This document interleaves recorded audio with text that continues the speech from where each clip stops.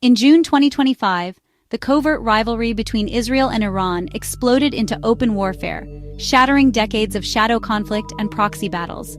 For the first time, both nations launched direct military strikes, targeting each other's strategic infrastructure and civilian centers, pushing the region to the brink of catastrophe.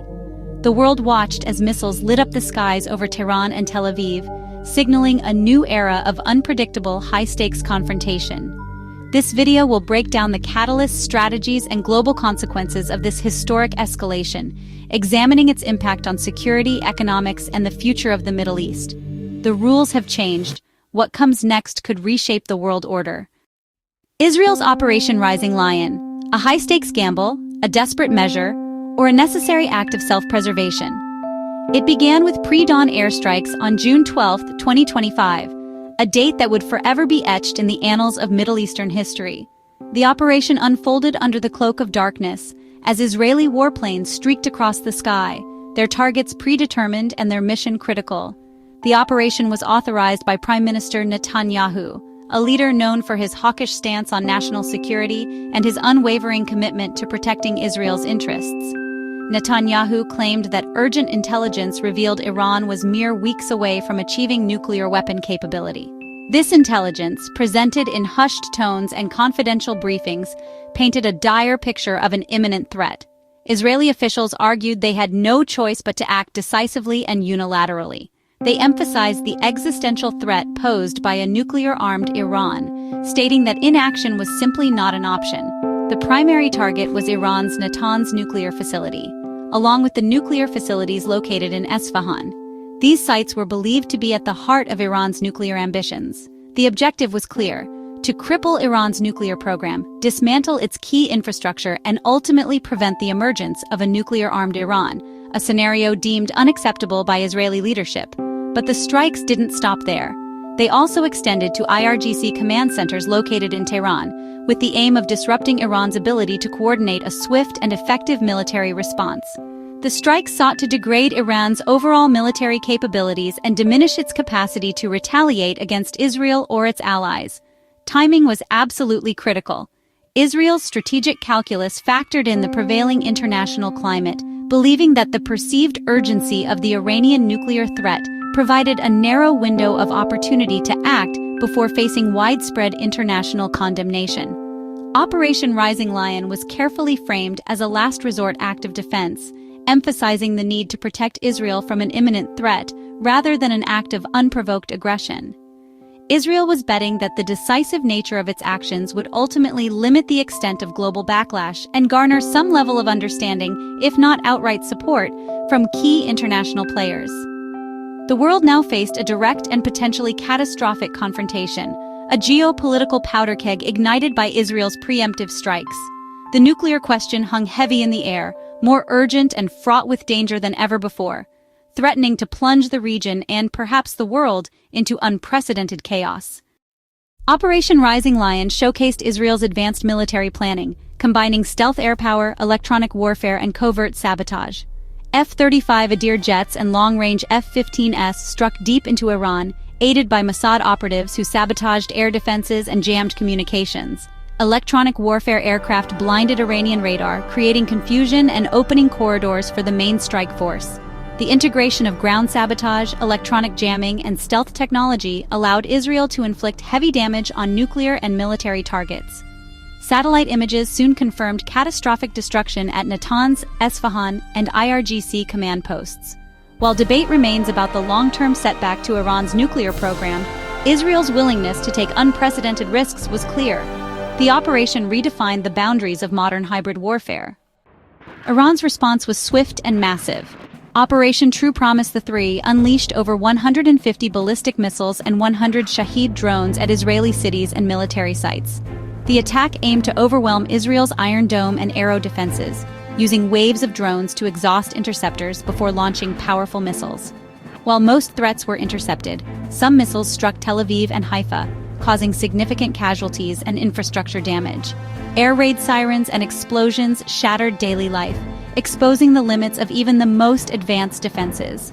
Iran's show of force demonstrated its improved missile capabilities and sent a clear message. Future attacks would be met with direct, painful retaliation. Iranian state media celebrated the operation as a victory, signaling a new era of mutual deterrence. The balance of power in the region had shifted. The human toll was devastating, a stark reminder of the fragility of life amidst conflict. Families were torn apart, futures extinguished, and communities irrevocably scarred. The weight of loss settled heavily on both nations. In Iran, Israeli strikes resulted in a tragic loss of life, with over 240 people killed. The attacks sent shockwaves through the nation, leaving countless others grieving and fearful. Among the casualties were key IRGC leaders, whose loss created a void in the military structure and fueled retaliatory sentiments. Their deaths marked a significant escalation in the conflict. The strikes also claimed the lives of scientists, individuals vital to Iran's technological and research capabilities, representing a setback for the nation's scientific advancements. Tragically, many civilians residing near targeted sites were caught in the crossfire, their lives abruptly ended, highlighting the indiscriminate nature of modern warfare. Homes were reduced to rubble, and families were left with nothing but sorrow. Hospitals were quickly overwhelmed, struggling to cope with the influx of injured, their resources stretched to the breaking point as medical staff worked tirelessly to save lives. Panic gripped Tehran as thousands fled the city, seeking refuge from the escalating violence, their hopes for safety hanging by a thread. The roads became choked with traffic as people desperately tried to escape. The mass exodus led to fuel shortages, further compounding the chaos and desperation as people scrambled to secure essential supplies. Adding to the sense of isolation and fear, the government imposed internet blackouts, cutting off communication and leaving citizens in the dark about the unfolding events. In Israel, Iranian missiles struck with deadly force, killing dozens and leaving a trail of destruction in their wake. Hundreds more were injured, their lives forever altered by the physical and emotional scars of the attacks. The healthcare system was pushed to its limits. Tel Aviv and Haifa bore the brunt of the missile strikes, becoming symbols of the conflict's devastating impact on civilian populations. Daily life ground to a halt, the vibrant energy of these cities replaced by an eerie silence. Schools closed their gates, leaving classrooms empty and children deprived of their education and sense of normalcy. Businesses shuttered, casting a shadow of economic uncertainty over the region and leaving countless people unemployed. Millions spent countless hours huddled in bomb shelters, their lives reduced to a cycle of fear and anticipation, waiting for the all-clear signal that might never come. The psychological trauma was immense, leaving deep scars on the collective psyche of both nations. Civilians on both sides were forced to confront the brutal reality of modern warfare, their sense of security shattered by the constant threat of violence. The conflict served as a grim reminder that no amount of technological advancement can truly shield ordinary people from the devastating consequences of war. Societies were left shaken to their core, grappling with the immense loss and the daunting task of rebuilding. Their sense of security shattered, replaced by a pervasive feeling of vulnerability and uncertainty about the future. Ultimately, the true cost of this escalation was paid by ordinary people, far removed from the decision-making tables, their lives irrevocably altered by the choices of those in power. The world reacted with alarm. The U.S., under President Trump, supported Israel's right to self-defense, but refused direct involvement, warning Iran against targeting American interests. European powers called for immediate de-escalation, evacuating citizens and rerouting flights as the crisis deepened. The G7 condemned civilian casualties but struggled to present a united front, exposing divisions over how to contain the conflict. Gulf Arab states, wary of spillover, quietly raised military alerts and urged restraint through back-channel diplomacy. Israel remained defiant, insisting on its right to act, while international pressure mounted for a diplomatic solution. The crisis revealed the limits of global influence when two determined adversaries refused to back down. The conflict sent shockwaves through the global economy. Oil prices spiked over 15% as fears grew that Iran might close the Strait of Hormuz, threatening a worldwide energy crisis. Airlines rerouted or canceled flights across the Middle East, creating chaos for international travel and driving up costs. Shipping companies faced soaring insurance rates and halted operations in the Persian Gulf, disrupting global supply chains. Stock markets tumbled as investors fled to safe havens, and uncertainty stalled business decisions worldwide. The escalation was a stark reminder of how quickly regional conflict can trigger global economic pain. The world's interconnectedness became a source of vulnerability. With both sides bloodied but unbowed, the world wondered, would the conflict spiral further, or could diplomacy prevail? Israel threatened more strikes if provoked, while Iran's resolve only hardened, raising fears of a cycle of escalation. The nuclear question loomed. Analysts warned that Iran, feeling cornered, might accelerate its weapons program, risking a regional arms race. Behind the scenes, the US, Europe, and Gulf states scrambled to broker a pause, seeking off-ramps that would let both sides claim victory and step back. The next moves in Tel Aviv and Tehran would decide whether the region plunged deeper into chaos or found a fragile path to stability. The stakes had never been higher. The Israel-Iran conflict of June 2025 wasn't just another regional skirmish. It marked a definitive turning point in global geopolitics, a moment where the established order seemed to teeter on the brink. The conflict showcased the terrifying speed, precision, and reach of modern warfare, revealing vulnerabilities previously only theorized in war games and strategic analyses. It was a stark demonstration of how quickly a localized dispute could escalate into a full-blown crisis. Both sides, armed with cutting-edge technology and bolstered by strategic alliances, demonstrated new levels of deterrence, showcasing their capabilities in a dangerous game of brinkmanship. But this display of power came at a staggering human cost, a harsh reminder that even the most sophisticated weaponry cannot shield civilians from the ravages of war.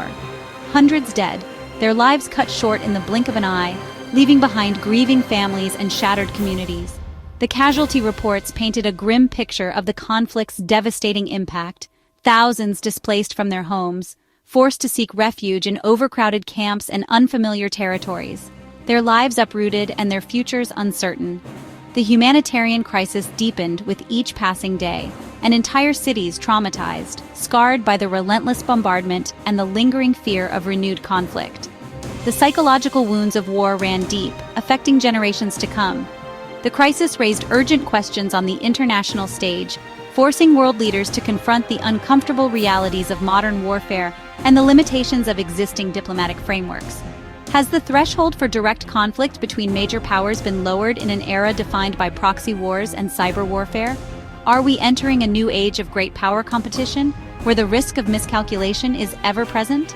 Can civilians be adequately protected when war increasingly targets urban centers, blurring the lines between combatants and non-combatants?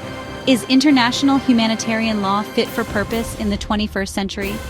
The world's security, energy markets, already strained by geopolitical tensions, and the fragile nuclear non-proliferation regime all hang precariously in the balance, threatened by the specter of escalation and the erosion of international norms.